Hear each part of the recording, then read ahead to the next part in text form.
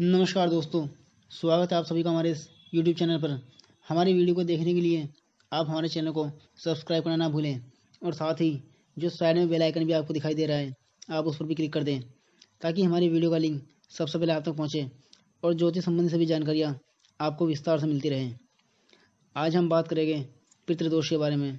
जो कि कुंडली में पितृदोष बनता है तो इसका कितना इफेक्ट मनुष्य जीवन में पड़ता है, क्योंकि पितृदोष एक ऐसा दोष है जो सभी प्रकार के दुखों को देने वाला कहा गया है। राहु केतु के कारण इस दोष को बनता है। यदि सूर्य के साथ राहु कुंडली के किसी भी भाव में बैठ जाए तो पितृदोष का निर्माण होता है। इसके अलावा सूर्य पर शनि की दृष्टि हो या राहु की, केतु की, तब भी पितृदोष कहा जाता है। पूर्ण नहीं तो थोड़ा पितृदोष जब भी बनता है या राहु का केंद्र त्रिकोण में होना भी पितृदोष के समान कहा गया है। कहते हैं कि राहु का संबंध किसी प्रकार सूर्य से बन रहा हो या सूर्य पर दृष्टि पड़ रही हो या शनि सूर्य को देख रहा हो, तब भी पितृदोष जैसा दोष कुंडली में बन जाता है। और जब ये दोष बन जाता है तो कई तरह की परेशानियां जो है मनुष्य को अपने जीवन में देखने को मिलती हैं। जैसे किसी के घर में संतान का ना होना तो विकलांग होना, किसी जातक या जातिका का चरित्रहीन होना, नौकरी व्यवसाय में परेशानी खड़ी होना, या क्योंकि कई बार ऐसा देखा गया है कि काफ़ी प्रयास करने के बाद भी नौकरी नहीं मिलती, व्यवसाय में लगातार हानि होती रहती है, घर में किसी प्रकार कोई बरकत नहीं होती, गर्भपात होना, शादी ब्याह का ना होना, लगातार घर में सब बीमार रहना, घर में हर समय कलेश अशांति रहना, बेकार के फिजूल खर्च रहना, या किसी की अचानक मृत्यु हो जाना, व्यापार में भारी नुकसान होना, तो ये सभी जो है पितृदोष के कारण कहे गए हैं। यदि किसी व्यक्ति की कुंडली में पितृदोष है तो उसे कोई ना कोई घर में, व्यापार में, संतान को लेकर, विवाह को लेकर अशांति हमेशा बनी रहती है। ना तो उसका कारोबार चलता है और ना ही नौकरी कहीं सही लग पाती है, और सरकारी नौकरी में भी उसकी बाधाएं पड़ती हैं। और उसके अलावा राहु यदि पहले घर में, दूसरे, चौथे में, आठवें में, नौवें, 10वें में हो या लाभ स्थान में हो, तब भी इस तरह के दोष का निर्माण हो जाता है। और खासकर कुंडली के केंद्र त्रिकोण में यदि राहु विराजमान हो सूर्य के साथ, यदि सूर्य के साथ भी ना हो, तब भी इस तरह का योग का निर्माण करता है, जिसके कारण पितृदोष कुंडली में बन जाता है। और पितृदोष बनने से ही व्यक्ति की कुंडली में इस तरह की समस्या बन जाती है, क्योंकि पितृदोष जो है हमारे पूर्वजों से जुड़ा हुआ दोष है। यानी कि किसी पूर्वज की यदि कोई इच्छा अधूरी रह गई है पहले की, तो वही पितृदोष जो है जातक की कुंडली में बन जाता है, जिसे पितृदोष कहा जाता है।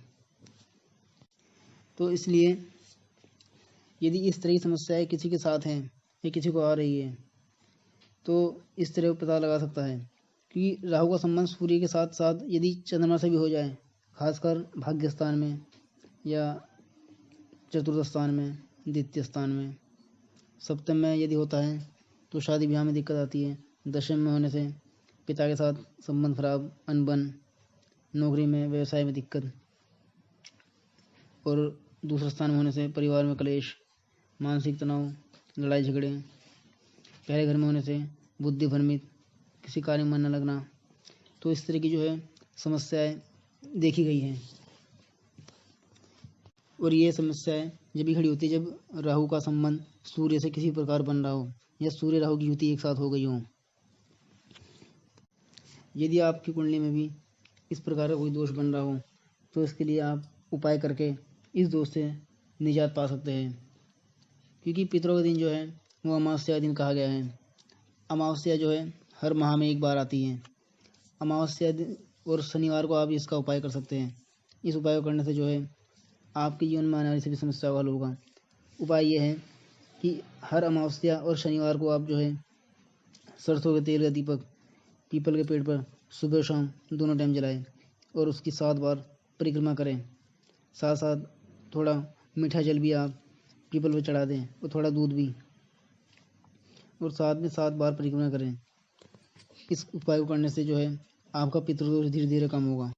इसके अलावा जब श्राद्ध पक्ष आते हैं सितंबर अक्टूबर माह में, तो श्राद्ध पक्ष में पितरों का तर्पण, श्राद्ध इत्यादि करें।